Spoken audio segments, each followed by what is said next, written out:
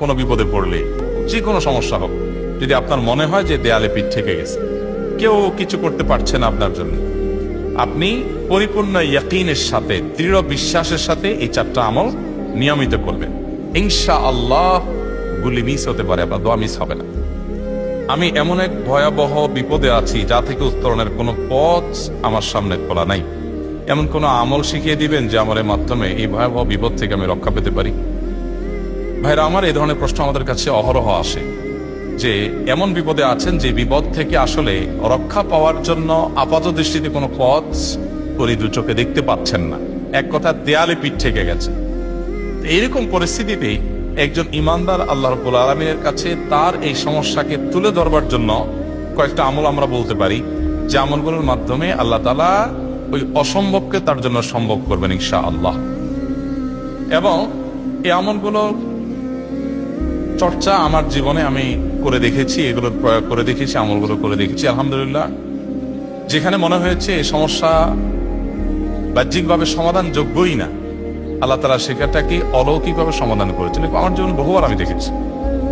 এরকম 4টা আমল আছে যেগুলো আমরা কোনো বিপদে পড়লে, নারী হোক, পুরুষ হোক, পারিবারিক হোক, আর্থিক হোক বা নিরাপত্তা সংশ্লিষ্ট হোক, যে কোনো সমস্যা হোক, যদি আপনার মনে হয় যে দেয়ালে পিঠ ঠেকে গেছে, কেউ কিছু করতে পারছে না আপনার জন্য, আপনি পরিপূর্ণ ইয়াকিনের সাথে, দৃঢ় বিশ্বাসের সাথে এই 4টা আমল নিয়মিত করবেন। এবং আমি বহু মানুষকে পার্সোনালি এটার পরামর্শ দিয়েছি, ওনারা আমল করেছেন, আমল করে উপকৃত হয়েছেন।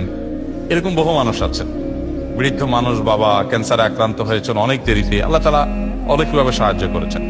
হ্যাঁ, কখনো যদি আল্লাহ তাআলা এই আমলগুলো করার পরও আমার বিপদ দূর না করেন, তাহলে হয় আমার আমলের মধ্যে কোনো ত্রুটি ছিল, অথবা আমার এই বিপদ দূর না হওয়ার মধ্যে আমার জন্য কোনো কল্যাণ নিহিত ছিল। আল্লাহ তাআলা আমার দোয়া কবুল করে যে উপকার হতো তার চেয়ে বেটার কিছু হয়তো আমাকে দিবেন, এই ইয়াকিন একজন ইমানদারের থাকবে। সেই 4টা আমলের 1 নম্বর হলো ইস্তিগফারের আমল। ইস্তিগফার, আপনি ফেসে গেছেন কোনো জায়গা, কোনো উপায় পাচ্ছেন না, আপনি ইস্তিগফার করতে থাকেন। আস্তাগফিরুল্লাহ ওয়া আতুবু ইলাইহি, আস্তাগফিরুল্লাহ ওয়া আতুবু ইলাইহি, আস্তাগফিরুল্লাহ ওয়া আতুবু ইলাইহি, আস্তাগফিরুল্লাহ, আস্তাগফিরুল্লাহ, আস্তাগফিরুল্লাহ আল্লাযী লা ইলাহা ইল্লা হুয়াল হাইয়ুল কাইয়্যুম ওয়া আতুবু ইলাইহি ওয়া লা হাওলা ওয়া লা কুওয়াতা ইল্লা বিল্লাহ। اللهم أنت ربي لا إله إلا أنت خلقتني وأنا عبدك وأنا على عهدك ووعدك ما استطعت أعوذ بك من شر ما صنعت أبوء لك بنعمتك علي وأبوء لك بذنبي فاغفر لي فإنه لا يغفر الذنوب إلا أنت سيد الاستغفار। এভাবে যে কোনো ইস্তেগফার করতে থাকেন, আপনি বেশি বেশি করে আল্লাহর কাছে ইস্তেগফার, ক্ষমা প্রার্থনা করতে থাকেন, খুব বেশি। আপনার 2 ঠোঁটে অনবরত আপনি চাইতে থাকেন আল্লাহর কাছে ক্ষমা। এই ইস্তেগফার সম্পর্কে নবী করিম সাল্লাল্লাহু আলাইহি ওয়াসাল্লাম বলেছেন, মান লাজিমাল ইস্তিগফার, যে ব্যক্তি ইস্তেগফারকে আঁকড়ে ধরবে, আঁকড়ে ধরা মানে কি, এটা ছাড়বে না, সে করতেই থাকবে অনবরত। টয়লেটে যাওয়ার সময়টা, ঘুমের সময়টা, খাওয়ার সময়টা বাদে, অবসর নামাজের সময়টা বাদে সারাক্ষণ সে ইস্তেগফার করবে।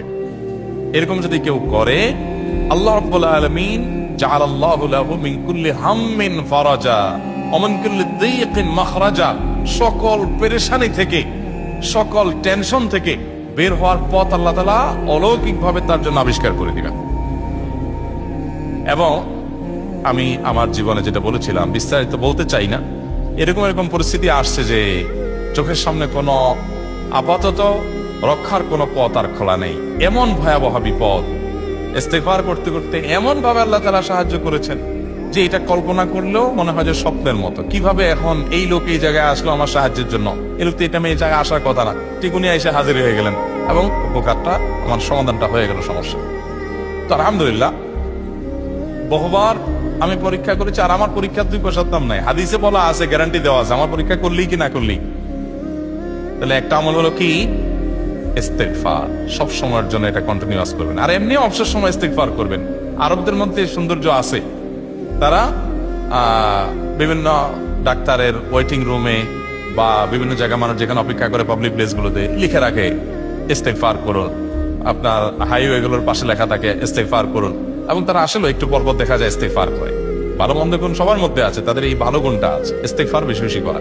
আমরা ইস্তেগফার সচরাচর এইভাবে অনবরত অবসর সময় করার অভ্যাস অনেকের মধ্যেই নাই, আমরা এটা চালু করবো ইনশাআল্লাহ।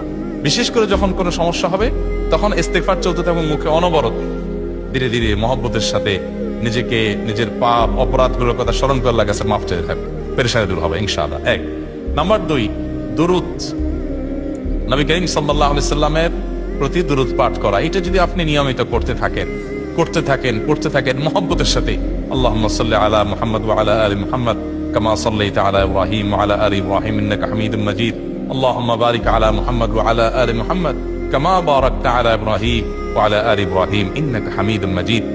আপনি একবার ছোট দুরূদ যদি পড়েন সাল্লাল্লাহু আলাইহি ওয়াসাল্লাম, সাল্লাল্লাহু আলাইহি ওয়াসাল্লাম, আল্লাহুম্মা সাল্লি আলা মুহাম্মদ ওয়া আলা আলি মুহাম্মদ, শুধু এইটুকু পড়েন।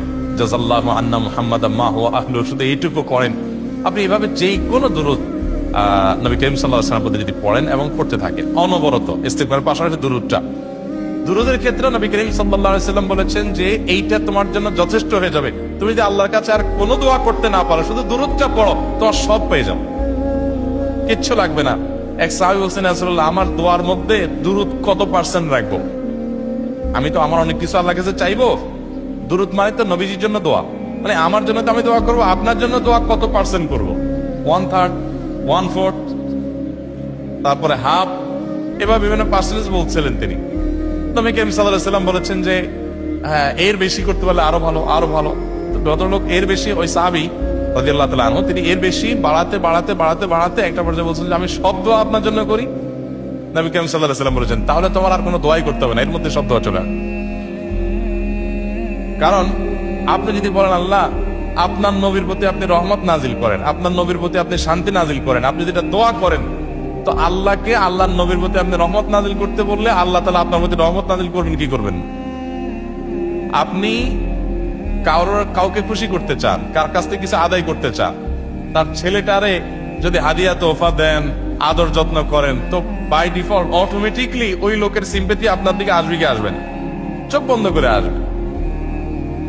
তো আল্লাহর নবীর জন্য যখন আপনি দোয়া করবেন, তখন আল্লাহ তাআলা আপনার মধ্যে রহমত নাজিল করবেন, এটা নবী সাল্লাল্লাহু আলাইহি ওয়াসাল্লামের ওয়াদা। যে কোনো পেরেশানি, তিনি আরো বলেছেন যদি কেউ দুরূদের আমল করে নিয়মিত, আল্লাহ রাব্বুল আলামিন তার সকল পেরেশানির জন্য যথেষ্ট করে দিবেন। এই আমলটা সবগুলো দূর করার জন্য যথেষ্ট হয়ে যাবে। এই দুরূদের আমলটা আমি দেখেছি সুবহানাল্লাহ গুলির মতো কাজ করে। আজকের ঘটনা, এক ভদ্রলোক সকালে একটা টেলিভিশন চ্যানেলে, বেসরকারি চ্যানেলে প্রোগ্রাম শেষ করে নামছিলাম লিফটে, তো উপস্থাপক উনি বলছিলেন যে ভাই, মানে দুরূদের আমল করে আমি কিছুদিন আগে একটা মানে এমন একটা অবস্থা যে এইটা থেকে বের হওয়ার কোনো পথ আর নাই, শুরু করলাম দুরূদ অনবরত, এরপরে আল্লাহ তাআলা আমাকে এমন ভাবে উদ্ধার করলেন আমি কল্পনা করতে পারি। আলহামদুলিল্লাহ এই আমলগুলো করে অনেক ভাইরা আমাকে অভিজ্ঞতা জানাইছেন যে আলহামদুলিল্লাহ তাদের অভিজ্ঞতা হলো। ওই যে বললাম, কখনো যদি আল্লাহ তাআলা আপনার দোয়া কবুল না করেন, তাহলে হয় আমার ত্রুটি আছে, আর না হলে আমার জন্য আল্লাহ তাআলা এর চেয়ে বেটার কিছু রেখেছেন, আমি সেই ইয়াকিন রাখবো ইনশাআল্লাহ। আর এই দোয়াদের সমাধান হবেই হবে, সে বিশ্বাস থাকতে হবে। নবী করিম সাল্লাল্লাহু আলাইহি ওয়াসাল্লাম বলেছেন, হাদিসে কুদসিতে আল্লাহ বলেছেন, আনা ইনদা যান্নি আবদি বি, বান্দা আমার প্রতি যেমন ধারণা করে আমি তেমন আচরণ করি। এখন আপনি যদি চিন্তা করেন, করে দেখি হয় কিনা, দেখি ট্রাই করি, তাহলে ওই আল্লাহ তাআলা বলবেন ঠিক আছে দেখতে থাক। আপনি যদি ইয়াকিন করেন যে না, নবী করিম সাল্লাল্লাহু আলাইহি ওয়াসাল্লাম যে বলেছেন অতএব সেটা হবেই, আর আল্লাহ রাব্বুল আলামিনের কাছে আমি ওইভাবেই চাবো যে আল্লাহ দিবেনই, আমি নিয়েই ছাড়বো, ইনশাআল্লাহ গুলি মিস হতে পারে, আপনার দোয়া মিস হবে না। ওই ইয়াকিন, ওই ঈমান আমার মধ্যে আনতে হবে, চেষ্টা করবো তো ইনশাআল্লাহ। তাহলে দুইটা আমল হলো, ইস্তিগফার আর দুরূদ। 3 নম্বর আরেকটা আমল হলো দোয়া ইউনুস। দোয়া ইউনুস, লা ইলাহা ইল্লা আন্ত সুবহানাক ইন্নী কুনতু মিনাজ জালিমিন। বেশি বেশি পড়তে থাকবেন, যখন বিপদে পড়বেন ইস্তিগফার আর দুরূদ পড়বেন সবচেয়ে বেশি, আর মাঝে মধ্যে দোয়া ইউনুস, লা ইলাহা ইল্লা আন্ত সুবহানাকা ইন্নী কুনতু মিনাজ জালিমিন। আল্লাহ সুবহানাহু ওয়া তাআলা কোরআনে কারীমে এই দোয়ার পরে বলেছেন, ওয়া কাযালিকা নুনজিল মুমিনিন। এই দোয়া পাঠ করার মাধ্যমে ইউনুস আলাইহিস সালামকে পৃথিবীর ইতিহাসের সবচেয়ে অলৌকিক ঘটনা, সকল সায়েন্স, সকল আপনার বিজ্ঞানের তত্ত্ব, সবগুলোকে আপনার সবগুলোর বিপরীতে বা সবগুলোকে আপনার ভুল প্রমাণ করে দিয়ে ওই জায়গাটার জন্য আল্লাহ তাআলা ইউনুস আলাইহিসকে মাছের পেটে ঢোকার পর সেখান থেকে আবার জীবিত রেখে বের করেছেন। অক্সিজেন অভাবে সেখানে এমনি মারা যাওয়ার কথা, আরো নানা কারণে মারা যাওয়ার কথা, তাই না? কিন্তু আল্লাহ তাআলা তাকে রক্ষা করেছেন, কারণ উনি এই বিপদে পড়ার পর থেকে এটা পড়তেছিলেন, লা ইলাহা ইল্লা আনতা সুবহানাকা ইন্নী কুনতু মিনাজ জালিমিন। তো আল্লাহ তাআলা কোরআনে বলেছেন এটা ইউনুস, তার নবী ইউনুস আলাইহিস সালামকে আল্লাহ তাআলা এটার মাধ্যমে রক্ষা করেছেন, সেটা তার জন্য খাস না, এটা তার জন্য স্পেশাল না, বরং আল্লাহ বলেছেন ওয়া কাযালিকা নুনজিল মুমিনিন, এটা দিয়ে আমি তাকে রক্ষা করেছি, একইভাবে ঈমানদারদেরকেও এটার মাধ্যমে রক্ষা করব। এটা বড় অস্ত্র পেয়ে গেলাম। দোয়া বেশি বেশি করবো ইনশাআল্লাহ, লা ইলাহা ইল্লা আনতা সুবহানাকা ইন্নী।